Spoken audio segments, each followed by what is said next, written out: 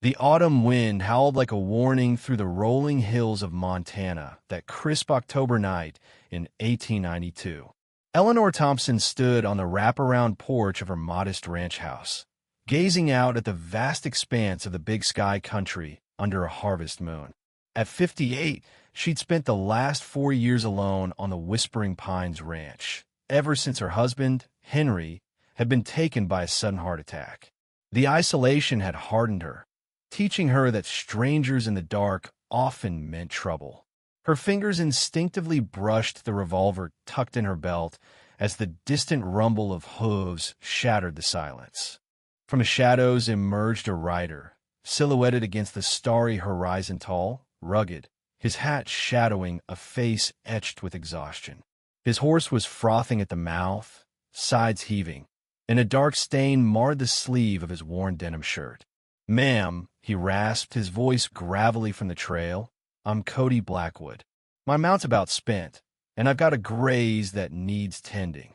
I can pay for a spot in your barn just for the night." Eleanor's pulse quickened. She'd long convinced herself that romance was a relic of her youth, buried with Henry in the family plot. But something in Cody's piercing blue eyes, glinting like river stones in the moonlight, stirred a forgotten warmth. He dismounted with a wince, steadying himself against the porch post. "One night," she echoed, her voice steadier than her thoughts. Had she really been so lonely that a wounded stranger could unsettle her like this? Against her better judgment, she stepped aside, letting him cross the threshold into her world. She should have sent him packing toward the nearest town, Billings, where outlaws and drifters drown their sins in whiskey. Instead, Eleanor led him to the kitchen, where the wood stove's glow cast long shadows. "You're leaking blood," she said matter-of-factly, rolling up her sleeves like the no-nonsense rancher she'd become. Cody shrugged off his shirt without a word, revealing a torso mapped with scars-knife fights, maybe barroom brawls. She boiled water, fetched bandages, and ignored the way her hands trembled slightly as she cleaned the bullet wound on his arm. "What dragged you to these parts?" she asked, her touch firm but gentle. Cody's grin was sharp, like a coyote's. "The usual chasing work, dodging ghosts. I'm handy with cattle, but trouble has a way of tailing me."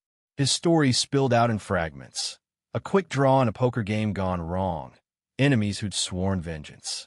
Eleanor bandaged him in silence, sensing the danger he carried like a second skin. But when their eyes locked, she felt a spark she hadn't known in years. "Guest room's down the hall," she muttered. "One night, remember?" As Cody vanished upstairs, Eleanor lingered at the table, staring at the bloody rag. What fool invites a man like that into her home? Outside, the wind whispered secrets, and in the barn, his horse nickered contentedly, as if it had found home. Dawn broke with the crack of an axe splitting logs. Eleanor peered out the window, coffee in hand, watching Cody work shirtless in the yard. Sweat gleamed on his broad shoulders, muscles flexing with each swing. When had she last noticed a man's strength like that? She carried out breakfast eggs, biscuits, strong coffee, and he met her gaze with a nod. "Figured I'd pull my weight," he said, his voice warmer in the morning light. They spent the day side by side on the ranch. Cody calmed a jittery stallion with patient hands, fixed a sagging fence with wire and grit, and even helped her round up stray calves. Eleanor caught herself glancing at the way his jeans clung to his legs, the easy confidence in his stride. Over lunch by the creek, he opened up. "Lost my spread in Wyoming to a bad winter and greedy bankers. Been drifting ever since." His eyes clouded with old pain. "And you?" "Husband goes easy. Pneumonia hit him hard," she replied, surprised at her candor. "Left me with 1,500 acres and a heap of memories." As the sun dipped low, painting the hills gold, Cody turned to her. "You're tougher than most men I know, Eleanor. Don't sell yourself short." That evening, she cooked stew for two, the first shared meal since Henry's passing. They talked under the lantern's glow about grain prices, the threat of rustlers, how the first snow transformed the land. Cody's laugh echoed through the empty house, filling voids she'd ignored. "Ought to ride out tomorrow," he said, pouring bourbon. "Do you have to?" The words escaped before she could reel them in. His hand brushed hers, sending a jolt through her. Eleanor. Her name on his lips was a challenge, a promise. At 58, she was supposed to be beyond such nonsense practical settled. But Cody made her feel seen, desired, alive. The third night unleashed a fierce thunderstorm, rain pounding the tin roof like gunfire. They stood on the porch, lightning illuminating the valley. "Never witnessed a storm like this," Cody murmured, his body close, radiating heat. "Montana specials," she replied.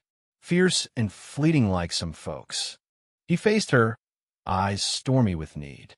"You're not fleeting. You're real, Eleanor. Strong, beautiful." Her protest died as he kissed her soft at first, then urgent. She clutched his shirt, tasting salt and thunder. "I'm too old for this," she whispered, voice breaking. "Age is just miles on the trail," he growled, his calloused hands framing her face. "You've lived, loved, survived. That's what I crave." In the bedroom, amid crashing thunder, they surrendered. Cody explored her with reverence, tracing every curve and line as if mapping treasure. Eleanor rediscovered passion, her body responding with a fire she'd thought extinguished. As he moved with her, whispering her name, she shattered in his arms, feeling cherished, powerful. Afterward, tangled in sheets, she traced his scars. "What's next?" she asked softly. "Don't know," he admitted, fingers in her silver-streaked hair. "But I'd stay if you'll have me." The storm raged on, but in that moment, peace settled over her like a blanket. Morning shattered the illusion with the thunder of Riders U.S. Marshals, badges flashing in the sun. Eleanor's heart seized as they called out, "Cody Blackwood, you're wanted in connection with the Deadwood stagecoach heist." Cody emerged from the barn, hands raised. "I didn't touch that gold, Marshal. My old crew turn on may try to stop them." The lead marshal unfolded a warrant. "Witnesses say you planned it." Eleanor's world spun. Outlaw? Thief? She'd let him into her bed, her heart. Rage boiled. How could she be so blind? But as Cody stood tall, unflinching, she recalled his tenderness with her animals, his honesty in quiet moments. The marshal read further. "Sheriff in Cheyenne vouches for you, says you turned state's evidence, helped catch the ringleaders." Relief washed over Eleanor, but the marshal added, "Still, your old partner's kin are gunning for you. Best lay low." As they rode off, Cody turned to her, regret etching his features. "I should have come clean." "You damn well should have," she snapped, fury mixing with hurt. How dare he hide such darkness? Trust shattered. She paced the porch, mind racing. Was he a reformed man or a silver-tongued liar? The thought of him leaving gutted her. The idea of him staying terrified her. But deep down, she knew the difference between a soul scarred by mistakes and one rotten to the core. Cody packed his saddlebags slowly. "I'll go if you want." Eleanor stopped him, voice steady. "A woman my age has learned to spot redemption. But if you stay, you earn it. No secrets, hard work every day." His eyes lit with hope. "I'd fight for that, Eleanor. For us." They rebuilt together.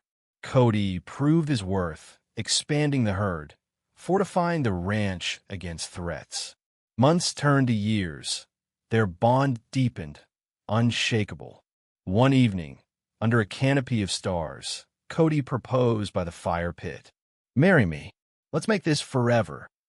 She said yes, knowing she'd found love not in youth's rush, but in wisdom's embrace. In the end, Eleanor Thompson realized she wasn't too old for love. She was perfectly timed for the real thing, forged in trials and trust. Their ranch thrived, a testament to second chances. What do you think about giving someone with a shady past a shot at redemption? Share your opinions in the comments below. Do you believe love can conquer age and secrets? or is caution always king? Let me know your stand side. Love to hear your thoughts.